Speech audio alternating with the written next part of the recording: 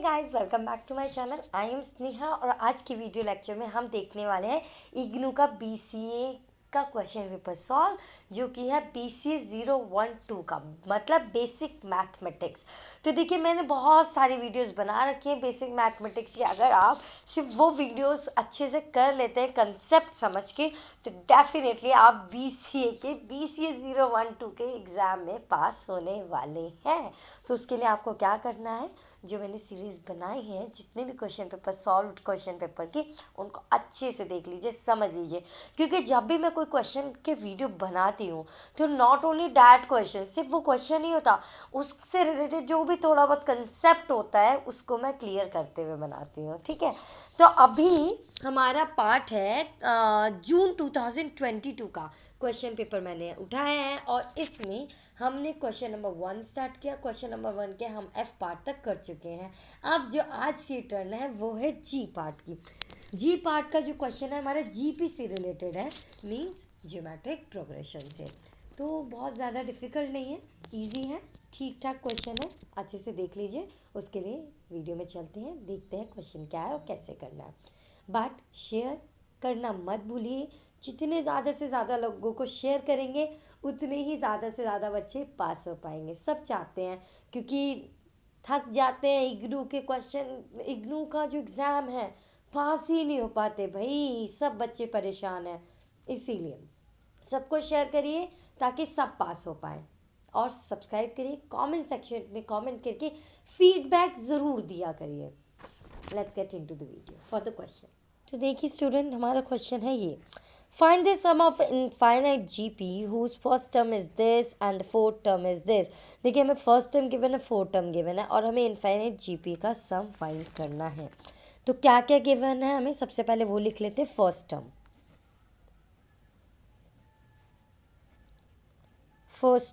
Term क्या होता है? ए, विच इज कितना दिया है ए हमें? 28। और फोर्थ टर्म दिया है, fourth term,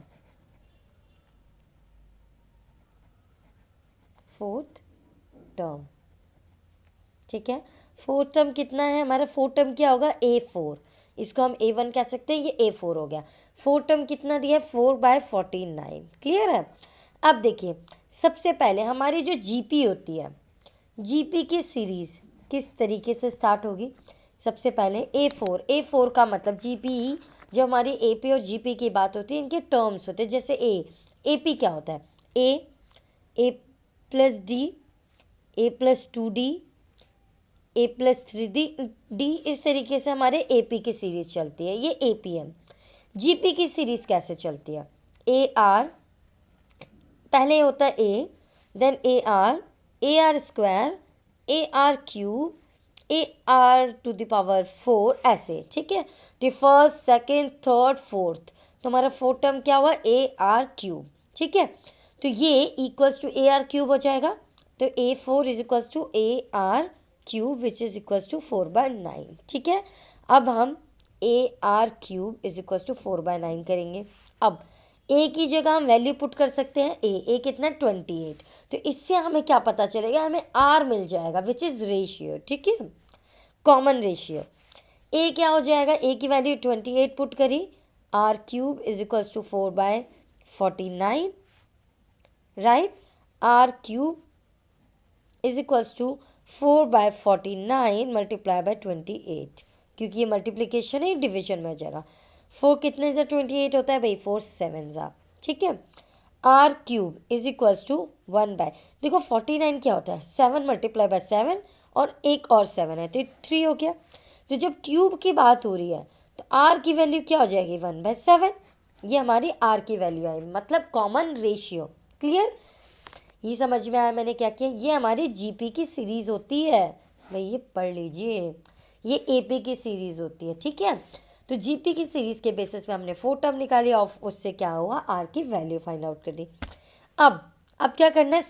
some of infinite GP का formula, sum of infinite GP क्या होता है? A/1 - R, ये होता है sum of infinite GP. Am I clear to you? Yes. अगर नहीं हो तो कमेंट सेक्शन में कमेंट करके बताइए। तो देखिए ए की वैल्यू पुट करी 28, 1 माइनस आर की वैल्यू क्या आ गई 1/7। अब इसको सॉल्व कर देंगे 28 बाय, अब देखिए 1 माइनस 1/7, इसके नीचे कुछ नहीं है तो 1 ले सकते हैं। अब ये सॉल्व कर देंगे, देखो मैं अलग से इसको सॉल्व करना बता देती हूँ।